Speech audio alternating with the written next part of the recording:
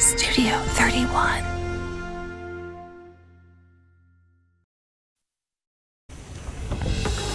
Next at 10, the devastation left behind by the coastal fire burning in Orange County. We hear from neighbors who are coming back to see ashes where their homes once stood.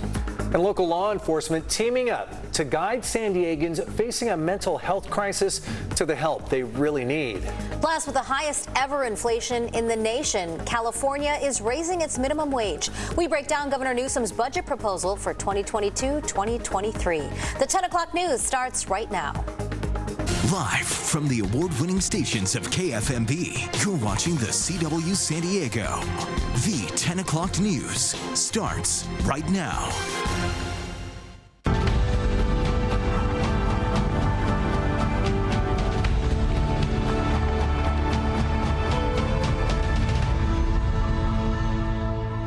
Tonight, firefighters are making progress in battling the coastal fire in Laguna Niguel. They say it is now 15% contained. Thanks for joining us. I'm Marcella Lee. I'm Carlo Cicchetto. Jesse's off tonight. The fire started yesterday afternoon and has burned more than 200 acres and destroyed or damaged more than 24 homes. CBS 8's Jasmine Ramirez has been in Laguna Niguel and has the latest from the neighborhood where evacuations have been taking place. Jasmine? The evacuations will remain in effect overnight as crews continue to put out hotspots and monitor homes, some of which are still smoking. Now, this is one of 20 homes that is destroyed, and officials say at least 11 more are damaged. When I saw all these houses basically ground to zero, so I mean, it's really devastating because the people here, everybody knows each other. I mean, we go for a walk. Now when you walk down the street of Coronado Point, you see multi-million-dollar homes that are now rubble. One neighbor described what it was like yesterday afternoon when strong winds carried the fire from the canyon to the neighborhood. It just like maybe in like 45 minutes we just saw the fire just coming up the hills, and I have 2 young kids, so we just figured out the police is knocking the door and order for evacuation. Fortunately, everyone evacuated safely. Neighbors say they'll help one another put back together the pieces. We are here to help, and if anything we can do to help our neighbors. My heart goes with these people because all of them are neighbors and we know them quite well, so I'm very, very sorry for what happened to them. There are 550 firefighters assigned to this fire, including many from San Diego County and CAL FIRE. 2 firefighters were injured but have gone home from the hospital. And Orange County fire officials say crews will remain here 24/7 until the fire is 100% contained. I'm Jasmine Ramirez for CBS 8. Chief Meteorologist Carlene Chavis has been tracking the conditions up there. Yeah, we know we had problems with winds yesterday. I hope it's getting better up there, Carlene.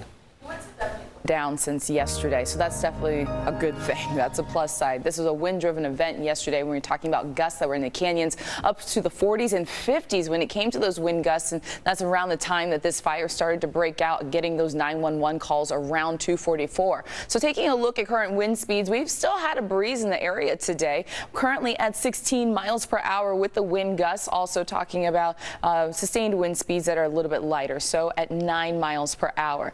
Taking a look at the past 6 hours. Now, we did have those gusts returning, just not as strong as I mentioned. Yesterday, definitely a different story when you're dealing with gusts that were into the 40s and 50s. The teens started to pick up, and that was the case around 1:30.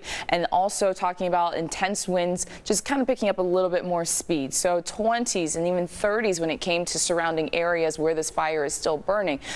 That's the problem. It's a wind-driven event, and you're dealing with that breeze and that westerly flow that's going to continue in our forecast. It's not going to let up. That sea breeze will continue to develop each afternoon as we go through the next few days. And then on top of that, you're talking about warm air as well with a ridge of high pressure that's building in. Everything started to calm down. Right now, we're not seeing anything that's too speedy at this moment when it comes to wind gusts in the surrounding areas. And then by tomorrow morning, you are still seeing that those wind gusts will be in single digits. So that's a good sign for firefighters in that area trying to battle this blaze. And as we go into the week ahead, as I mentioned, another thing we have to worry about are much warmer temperatures. We're going to start to climb with our temperatures of ridge of high pressure over us, and we'll go ahead and take a look at our local forecasts when it comes to those temperatures coming up. Marcella. All right, Carlene, thanks. And stay with CBS 8 for complete coverage of the coastal fire. We will have everything you need to know right here on air, online, and on the CBS 8 app. Tonight, Escondido police are looking for the person who stabbed a teenage boy outside of a school. The stabbing happened this afternoon near Mission Middle School, and it forced the campus into a brief lockdown. Police tell us the victim was stabbed several times, but the injuries are not serious. As of right now, officers have not released much information on the person who attacked the boy, other than that he was young, wearing black clothing, and he ran away shortly after the attack. The middle school called for a lockdown as a safety precaution, and it was lifted about 45 minutes later. Every year, San Diego County law enforcement received thousands of mental health emergency calls. But now an innovative way to handle these crises through special mobile crisis response teams has been expanded. CBS 8's Richard Allen has more on this program and how it's alleviating the burden on law enforcement. Well, that's right. Starting this week, all 11 of San Diego County's law enforcement agencies are equipped to refer mental health calls coming into 911 to mobile crisis response teams instead of law enforcement. Mobile crisis response teams represent a better way. Just last year, law enforcement countywide responded to 38,380 calls for service for mental health related concerns, an average of 105 calls every day. We realize not all the calls require a law enforcement officer. And that's where mobile crisis response teams, or MCRTs, are proving invaluable. MCRT, this is Maddie. How can I help? Trained teams of mental health specialists qualified to respond to non-life-threatening mental health emergency calls.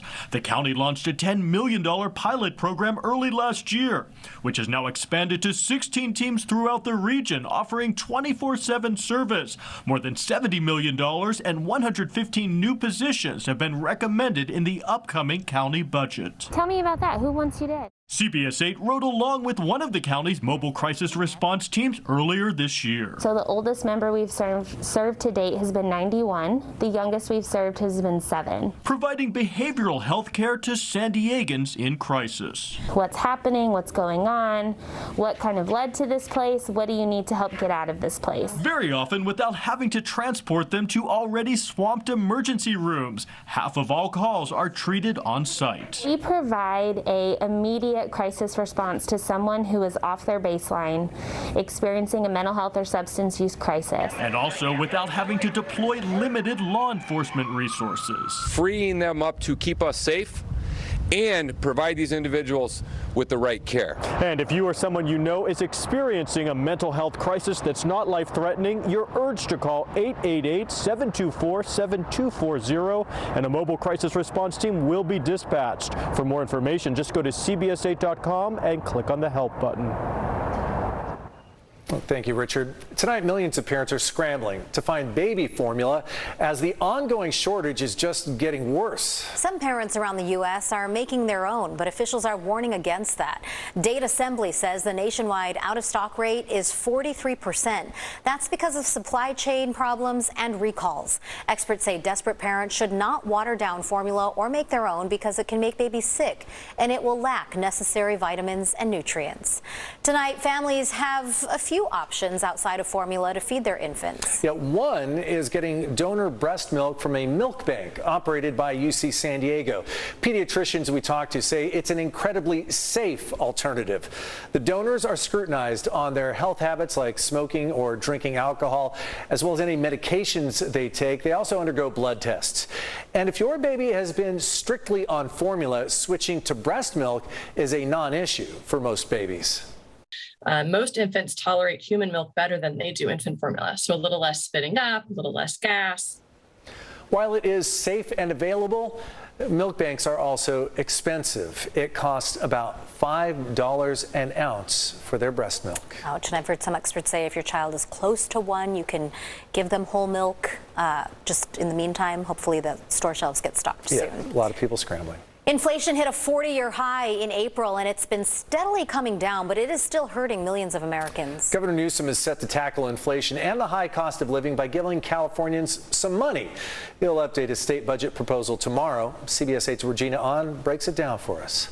Governor Gavin Newsom will release his revised 2022-23 state budget proposal. Some of his spending will go to rent help, $400 payments, and a boost to the state's minimum wage. Yesterday, the report came out on the Consumer Price Index at the national level, and so it showed prices in April went up by 8.3% compared to April of 2021. Professor of economics at the University of San Diego, Alan Jin, says the numbers we're seeing today is the highest we've seen since the early 80s. He says with minimum wage going up, that's going to add about $1,000 to a person working full time while earning the state's minimum wage. There are about 3 million people in California who are working at the minimum wage, and so this will be about $3 billion then. This inflation relief package also includes rent help for low-income tenants who requested assistance before March 31st. With these new proposals, San Diegans say it's a good step forward. Gas prices, since they're going up and stuff, it's definitely a bonus to have for people to get the stipend and everything. And I think, 50 cents, although it's not much, is definitely a little bit of an increase that could, definitely help a few people, including myself. There are a lot of people out there who are struggling, and it could really help them, the $400. If inflation holds, the minimum wage could be going up the beginning of next year. As for the $400 payments, the governor's office says as soon as people could see it is September. Keep in mind, lawmakers still need to approve this budget, and items could change under negotiations. The governor is announcing his updated state budget proposal at 10 a.m. tomorrow morning. Stick with CBS 8. We'll have all the updated information for you. All right, Regina, thanks. Tonight we are getting a look at San Diego Mayor Todd Gloria's infrastructure budget proposal. The Ready to Rebuild plan covers more than $800 million in city projects for next year. That includes street surfacing, stormwater investments, and city facility improvements. The biggest project is Pure Water San Diego, which Mayor Gloria says is the largest and most ambitious infrastructure project in the city's history. By 2035, Pure Water San Diego will supply nearly half of our city's drinking water and reduce the amount of treated sewage that we discharge into the ocean by about 50%. The City Council is currently reviewing the mayor's proposed budget in a series of public hearings.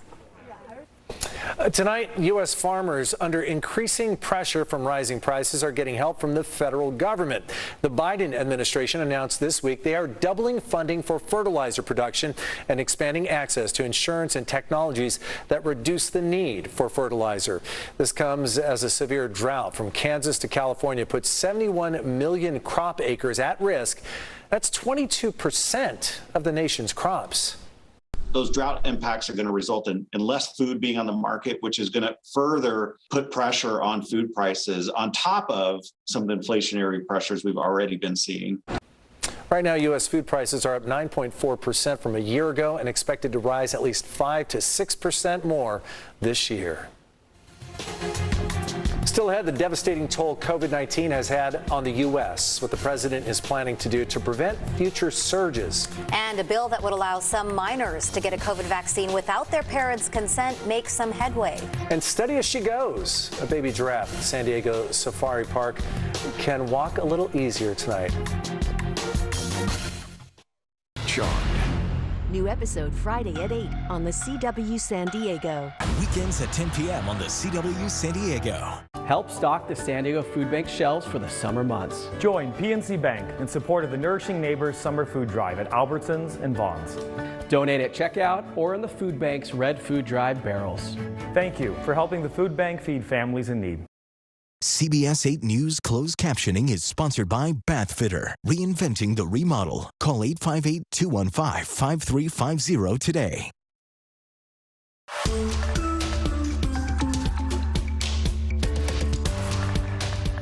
Tonight, America is confronting a number that once seemed inconceivable. 1 million U.S. lives have now been lost to COVID-19 related deaths. Right now, the American flag at the White House is flying at half-staff in solemn honor of those killed by the disease. President Biden is asking Congress to approve billions of dollars in more COVID funding ahead of an anticipated surge in fall or winter. The number of deaths that we would have been much more smaller if people just listened and did the right thing, if they had a little bit of common sense. Hundreds of Americans continue to die from the virus every day, and U.S. COVID infections are ticking higher tonight in almost every state. Nationwide, there are an average of 70,000 new cases every day. Tonight, a state bill that would allow kids ages 12 to 17 to get COVID vaccines without parental consent is one step further to becoming law. It passed a vote on the Senate floor this afternoon and is now headed to the Assembly. Under current law, minors 12 to 17 can only get vaccinated without guardian permission if the vaccine is to prevent an STD. This bill would allow that age group to get any vaccine approved by the FDA and CDC. You are in the minority tonight if you haven't had COVID. The CDC says the majority of Americans have contracted the virus since 2020.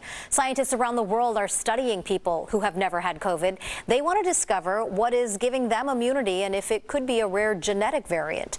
We spoke with the chief of infectious diseases at UC San Diego. He says scientists are looking for answers.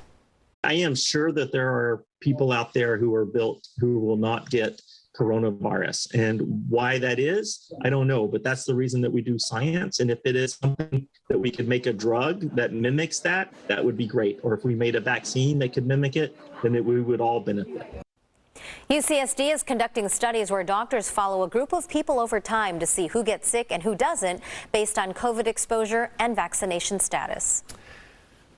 If you've been thinking about welcoming a new furry friend into your family, now may be as good a time as any. The San Diego Humane Society is waiving adoption fees for small pets starting tomorrow. Nearly 200 small animals are looking for a new home. That includes guinea pigs, rabbits, hamsters, chinchillas, mice, and a rat. Just one. The special promotion will last until Sunday.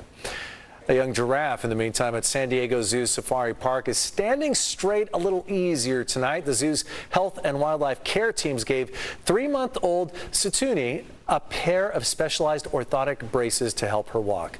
Satuni has a disorder that causes her legs to bend improperly, making it difficult to walk or just stand. Satuni's chance of survival would have been low without the zoo's special care. That is just the sweetest. Isn't it so sweet to see her walking around? All right, so heading into the weekend, Carlene, temperatures going up a little bit. A lot of bit. A lot bit. I have some people, I posted basically our temperature difference over the next couple of days on social media. They're like, bring on summer.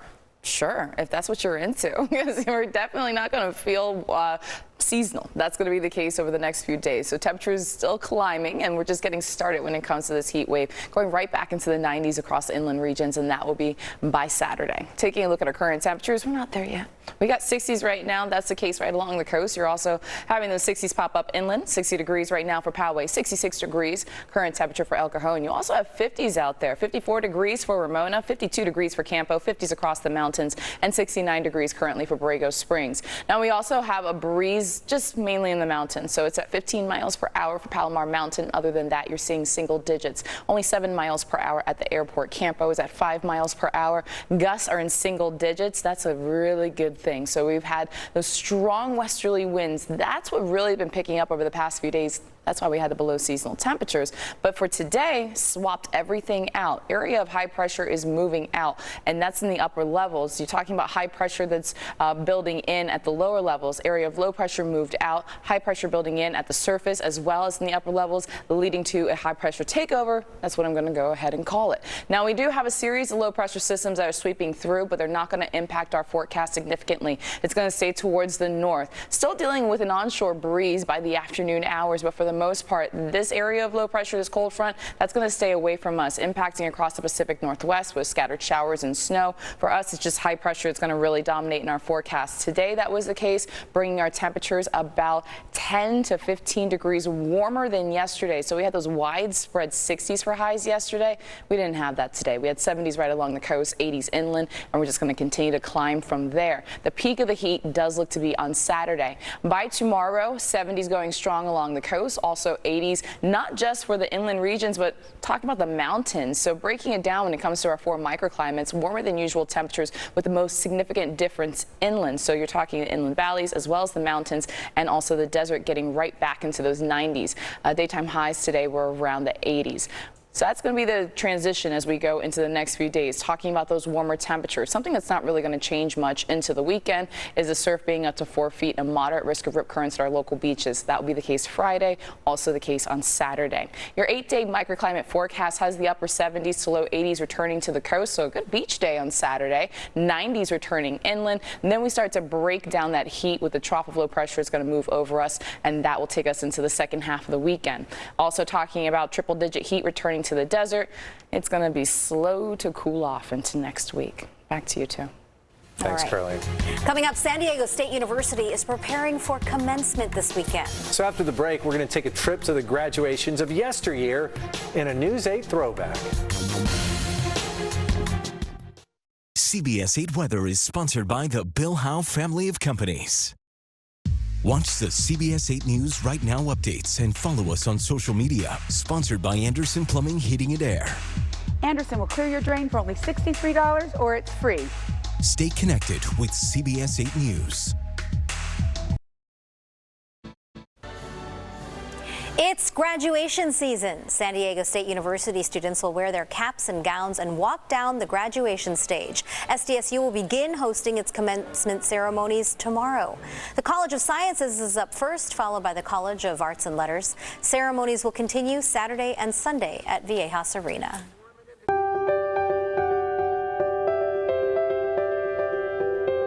Now a little fun. We're going to take a look back at ceremonies of yesteryear. In 1988 and 1990, they were still held in the Aztec Bowl, the old SDSU football stadium.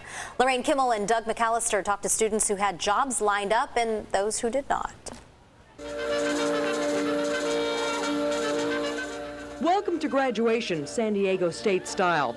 That means lots of people. 20,000 friends and family members packed Aztec Bowl for the ceremonies. San Diego State has come a long way since it started 90 years ago as a teacher's college. There were 91 students that year, and classes were taught above a drugstore in downtown San Diego. Yes, San Diego State has come a long way. 8,800 people received degrees or certificates this year. Were these people happy? It's a jungle out there. You got to look out for number one. That may have been Rodney Dangerfield's view of things, but the commissioner of baseball, this year's commencement speaker, was more reassuring. My theme today is that if enough people care, in a free society, anything is possible. And apparently it is, at least for the grads who already have jobs. Financial planning. Do I have a job? Yes, I have a job. What are you doing? I'm a cashier at a local supermarket. Do you mean to have a job after school? That's another thing entirely. Comptroller of the currency, Treasury Department. Watch out for her. Yeah, I'm going to be writing the dollar bills and everything. I'm going to be bank examining. Don't go. It's rough out there. Move back with your parents. I said, why do we need a job? Our parents will support us. They are called graduates, some obviously more serious about their futures than others. In fact, this was not a day of endings for most, but a day of beginnings.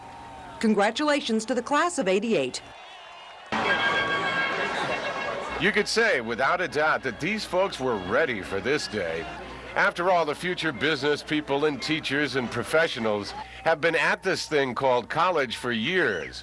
Some for years longer than their parents might have liked. We're all done. 7 years and we're done. 7. It only takes 7. Some actually have jobs already lined up. I'm going to go work in Germany. Germany? And I work for John Hancock. Some began working before they even got degrees. I've got a job. Looking forward to it. Looking forward to getting out of here. I have found college seniors to be pretty well practiced at acting as if they know what they're about. The commencement address from the chairperson of the National Endowment for the Humanities was meant to be motivational. But the graduates, more than 5,200 of them, were mostly not in a mind to be motivated. This probably is the last graduation ceremony for the Aztec Bowl. It's an historic place, a lot of good memories here for people, but it just can't handle crowds anymore. Built in 1936, the bowl is scheduled to be replaced by a student activity center. Future graduations will be held where everyone can sit and watch what some parents travel a long way to see. I would like to be a little closer, though. It kind of bothers me. Rather be inside. Yeah. The hairstyles have changed.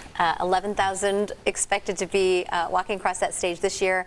But I did see those black and white checkered Vans, which people are still wearing today. I will bet that you will see more than one pair of Vans on that walk. I don't know if they'll be the checkered ones, but they're still cool. Yeah. They're a Southern California tradition. They sure are. In our next half hour, the latest on the situation in Ukraine. Plus, all 9 Supreme Court justices met privately tonight, the first time since the leaked Roe v. Wade draft decision.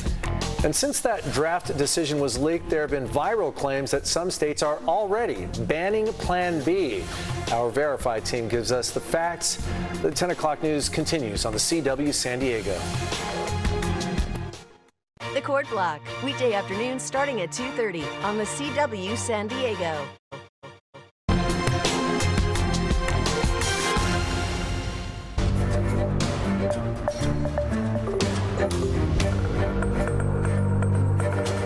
Ukrainian soldiers trapped in a steel mill in Mariupol are growing more desperate tonight, and their relatives are pleading for help. Welcome back. I'm Carlo Cicchetta. I'm Marcella Lee. The soldiers are battling starvation and injuries as Russia continues to bomb the city. And as Elise Preston reports, Russia's invasion is pushing Finland, a country it shares a border with, to join NATO. Tonight, 5 Republican members of Congress are being subpoenaed by the House committee investigating the January 6th attack on the Capitol. That list includes top Republican in the House, Kevin McCarthy. The rare move comes after McCarthy and the other members rejected the panel's request for voluntary testimony several months ago. The committee says it believes the lawmakers have relevant knowledge about the events leading up to January 6th. This is not Parcheesi. This is not checkers. This is a serious investigation. Committee members say if they don't comply, they may explore other options, including contempt of Congress. The Supreme Court's 9 justices met privately for the first time tonight since the leak of a draft ruling that would overturn Roe v. Wade. The court is entering the final 7 weeks of its term. It's the most pivotal point of the term and one of the most consequential in decades. They will issue opinions on nearly 40 cases by the end of June. Will this institution survive the stench that this creates in the public perception that the Constitution and its reading are just political acts? I don't see how it is possible. A final decision on a Mississippi case that could see the court overturn Roe v. Wade is expected before July 1st.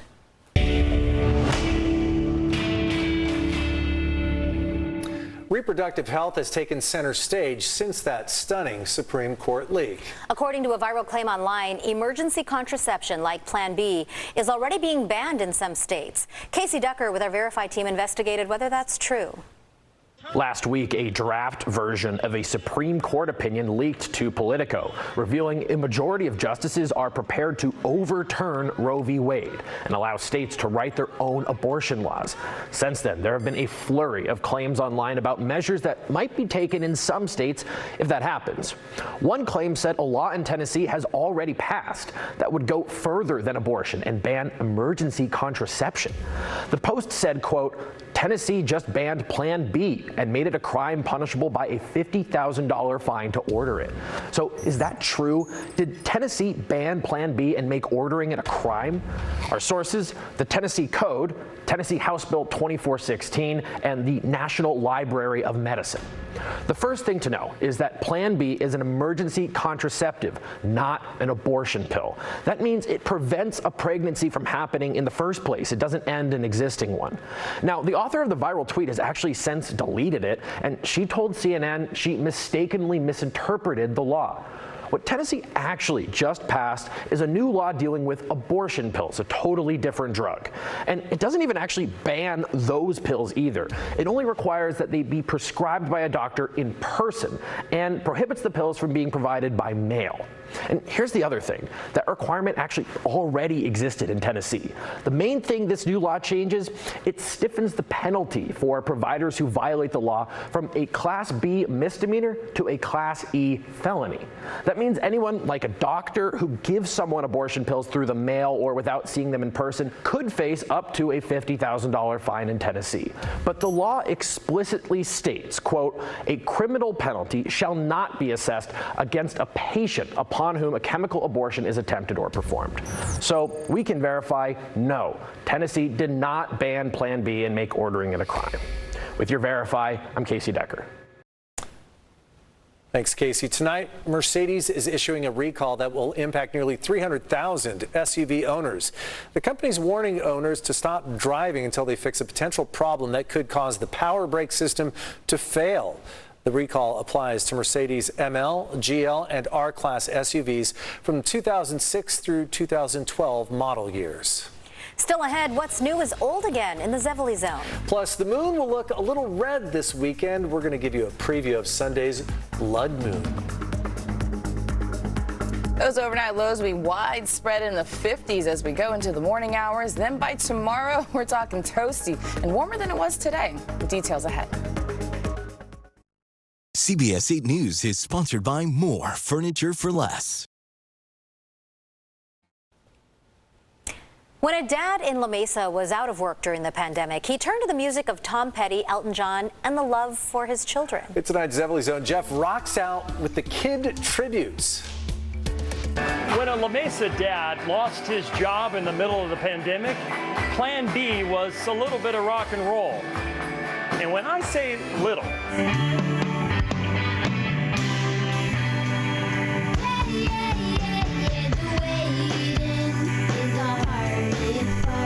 this kid band that plays music parents enjoy started 2 years ago.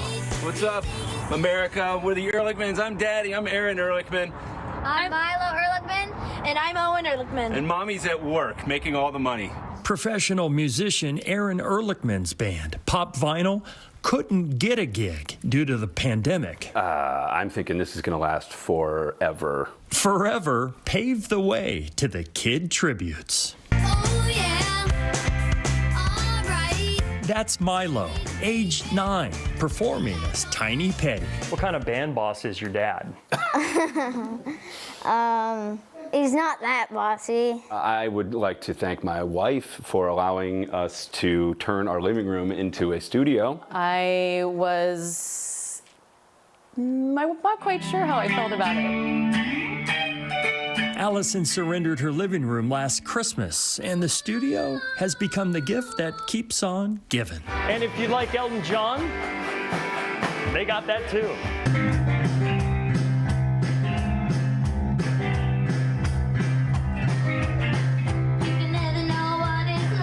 Owen, age 11, performs as Tiny Dancer.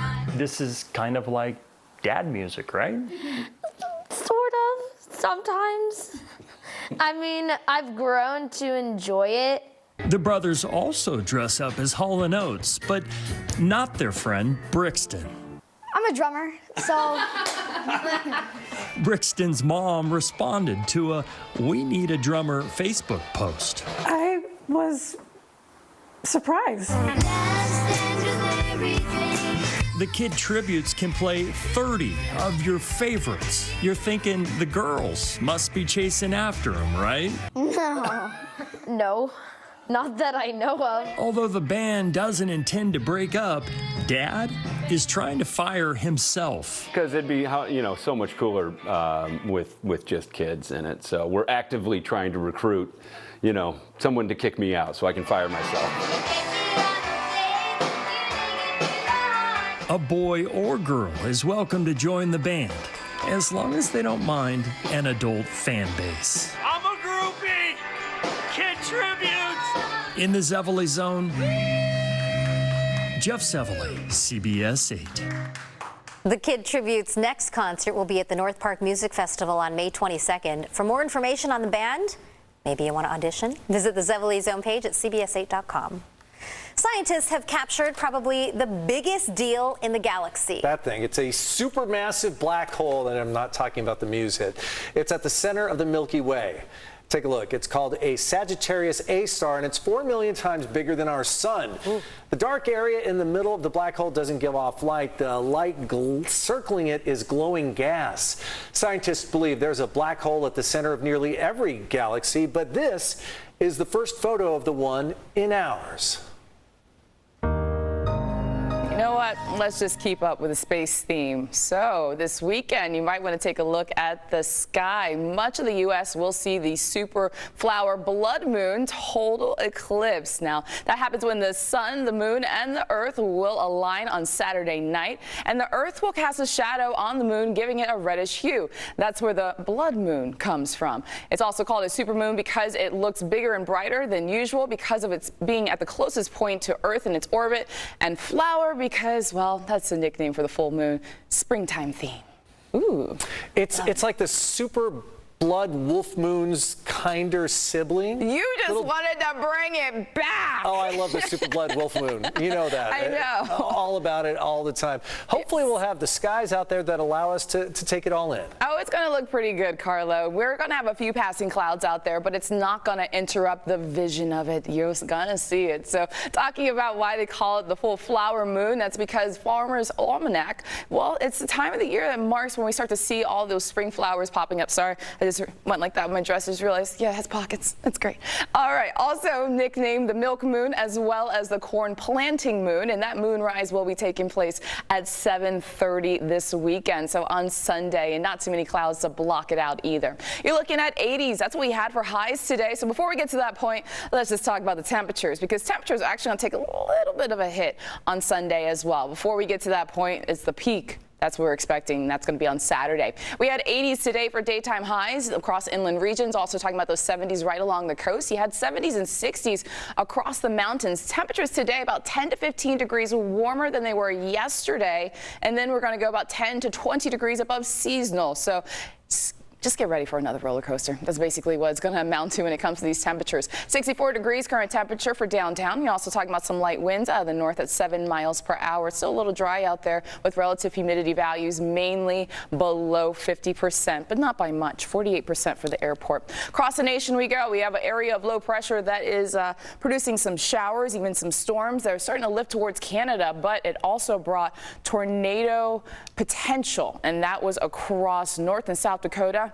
Also for Minnesota, as we did have a tornado watch that was in play earlier today. Talking about an area of low pressure bringing scattered showers right across the Atlantic. We're seeing that for southern states, for Florida stretching all the way towards the Carolinas, and also talking about Virginia.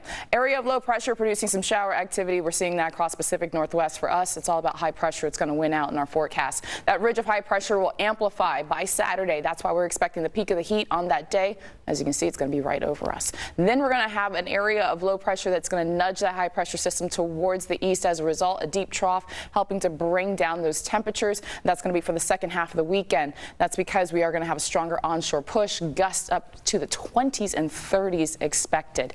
Your 8-day microclimate forecast. Hey, as I said, not so many clouds going to block out that super flower blood moon extravaganza, and that's going to be on Sunday. And then you're looking at temperatures cooler by next week, back into the 60s for the coast, back into the 70s for the inland regions, also for the mountains, and well, triple-digit heat's going to stick around the desert for a little while. Thanks, Carlene. Does your dress have pockets? No, I don't got pockets. John's got sports. My vest does. Watch this. John's got a whole lot of sports. Don't need the prompter.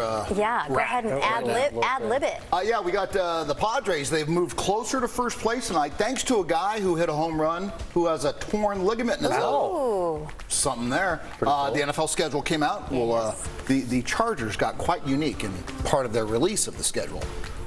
And the NBA playoffs. A team has advanced to the Eastern Conference Finals. We'll tell you about that all coming up. So it's a packed quarter. Yeah, it is. Football, it's almost like a basketball. half. It's almost like a half, but we cram it all into a quarter. It's a half tonight. It's the advanced version, AP style. Stay with us. We'll be right back.